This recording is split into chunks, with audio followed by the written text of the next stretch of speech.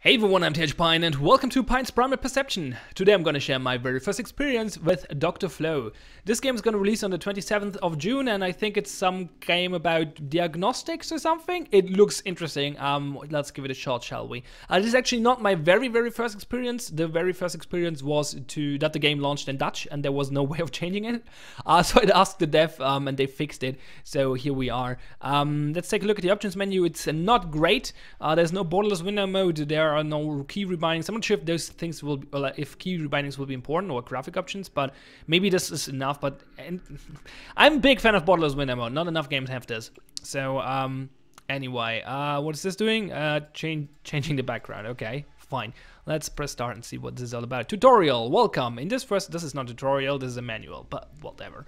In this first scenario, you diagnose patients by testing if they have the square symptom. That's a disease I have, a symptom I have heard about before. Direct the square test into the playing field from the area to the left. Okay. Connect the patient pool, the circle with the small dots in it, at the top of the screen to the test by dragging its output to it. Okay.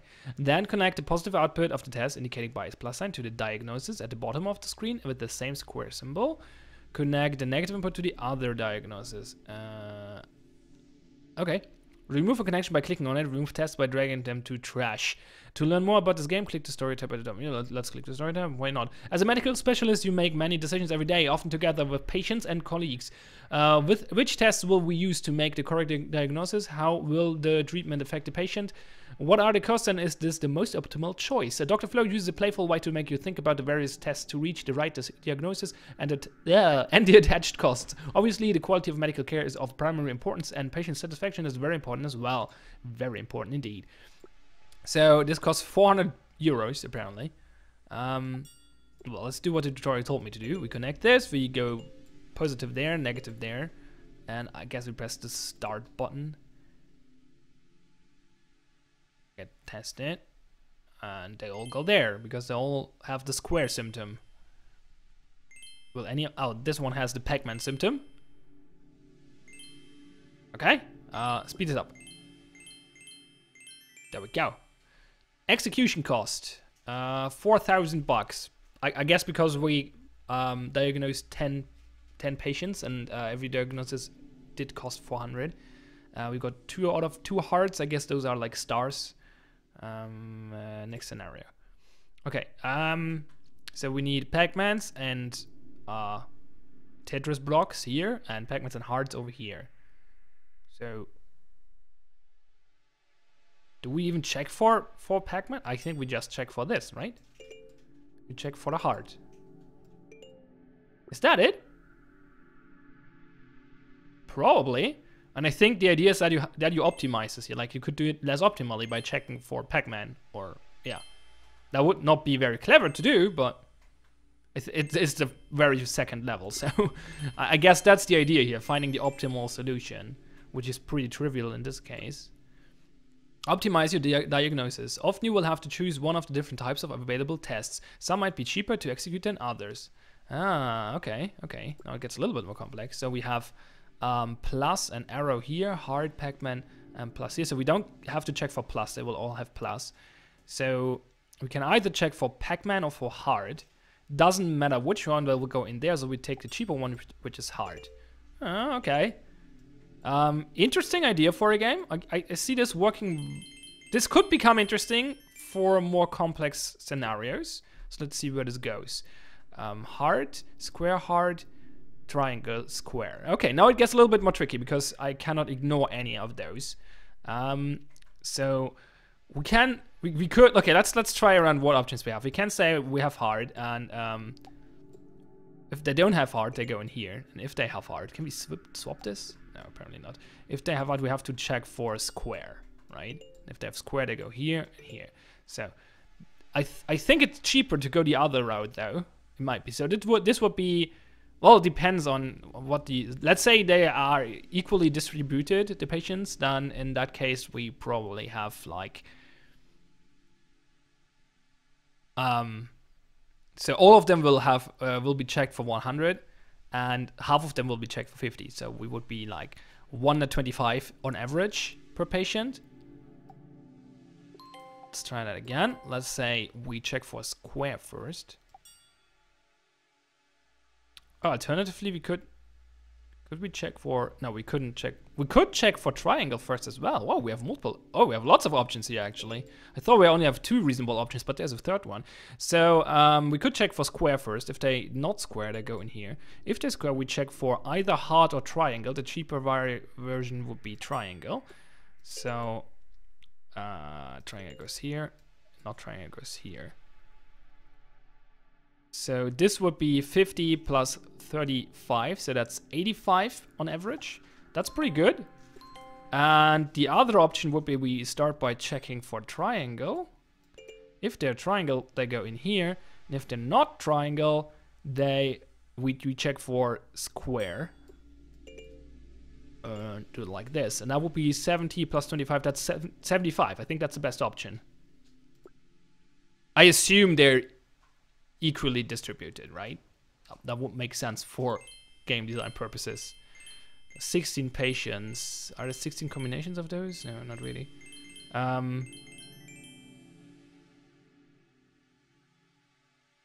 16. Required. Best. So, okay, I guess this is the goal. So we got fairly closely below that. Let's try 15200. Well, it actually saves the best. So let's just try to do it the other way, which was square first, followed by triangle.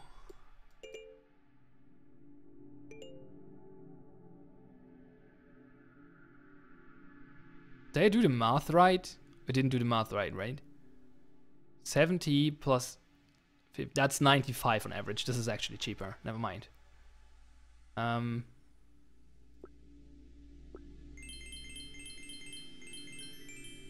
This did turn out more expensive though. Even though on average this one should be better. Ah, it depends. Maybe those are evenly distributed.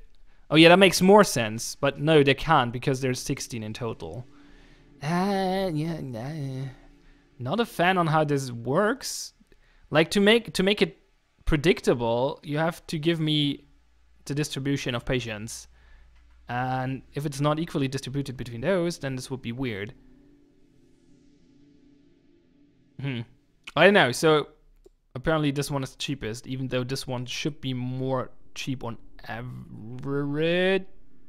Not necessarily, it depends. Like, depends on it totally depends on the distribution. So if they're equally distributed by these 3, so we have 1/3 those, 1/3 those, 1/3 those, then all patients would get checked for 50, and 2/3 of them would be checked for 70. So that would be 50 plus 2/3 of 70, that should be around 26. So 76. If we check for triangle first, followed by square, then all of them get checked for 70, and then 2/3 of them get checked for 50, which would be math is weak on me right now. Wait, did I even do this? I did not calculate this right? Oh god, my math is weak right now. What the hell? Okay, wait. I take my phone now.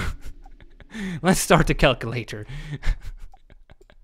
Okay, so again, all of them get checked for 50, and 2/3 of them get checked for 70.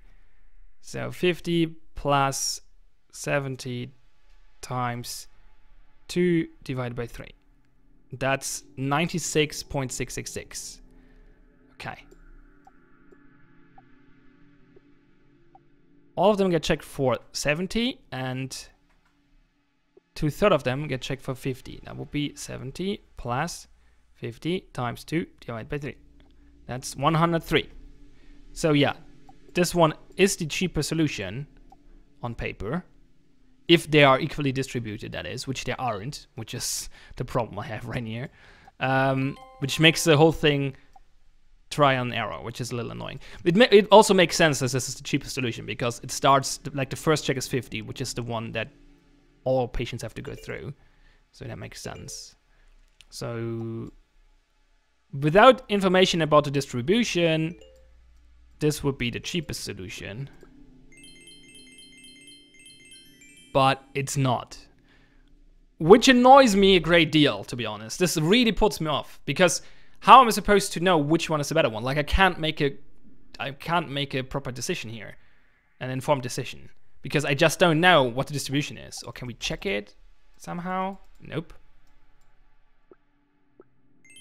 Well, let's continue on to the next level and see if that changes. Again, we have 3 groups and 16 people. They cannot be equally distributed.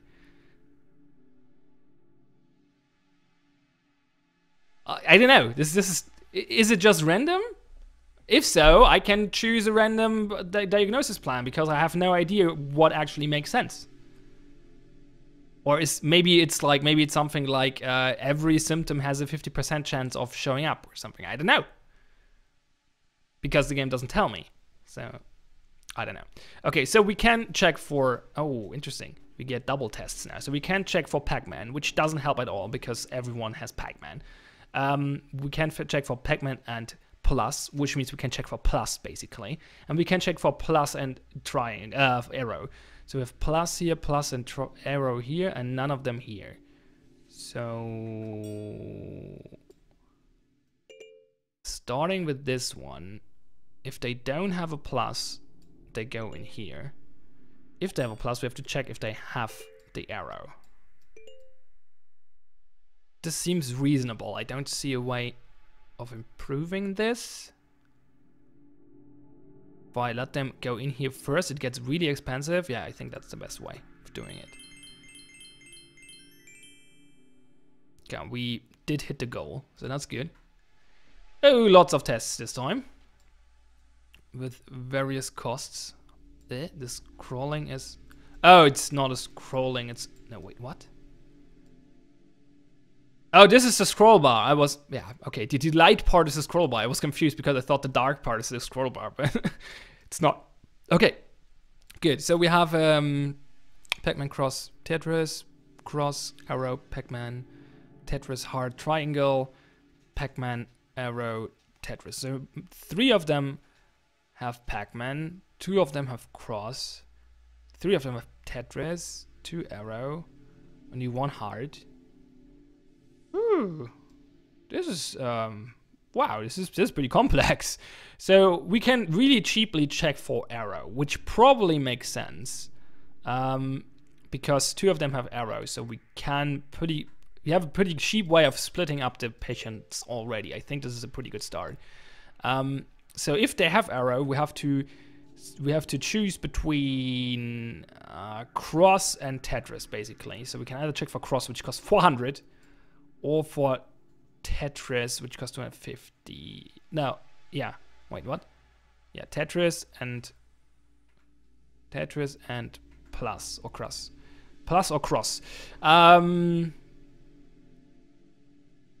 yeah, I guess we take this one. So if they have arrow and Pac-Man and Tetris, they go in here. If they have arrow, but not Tetris and Pac-Man, then they obviously go in here. And then we have to switch between these 2, so they don't have arrow. So well, we could check for, what option do we have? We could check for Pac-Man, that's 100, that's by far the best bet here. Pac-Man, no Pac-Man. Did hit the goal, exactly, apparently. Okay, okay. What's the point of this level? There must be some trickery going on. Because this... Oh, this is a knot, isn't it? This is a knot. The game doesn't tell me, but this is a knot. Right. If they don't have a moon, they go in here. That's why. Because, like, it's not full, right? You can see it's just the outline of the moon. So they don't have a moon, so they go there, yeah. The game should tell you that, really. Well... Okay, so now we have hard and not Tetris. This is definitely interesting. Like not this level in particular, but the game in general. Definitely want to play more of this. Let's complete this level and then wrap up the video. And then I'm gonna play a little more and make a more in-depth video for release. So we can check for hard, which is pretty expensive, and we can check for not Tetris. Not Tetris gives us this one, and then the rest one will be checked for hard. And that's probably the cheapest way. Because the other, yeah, this is the cheapest way, definitely. Swapping them around makes no sense. There we go. Oh, wait, what? What does this mean? They have plus, but they not have square, I guess. That's the only reasonable explanation for this. So yeah, okay. Definitely interesting. As I said, it's going to release on the 27th of June. I'm going to play it a little more and hope to have a full in-depth video about it on release. It's called Dr. Flow. It's got a link is in the description below if you want to check it out yourself. I'm THBoy. Thanks a lot for watching. Have fun and see you next time.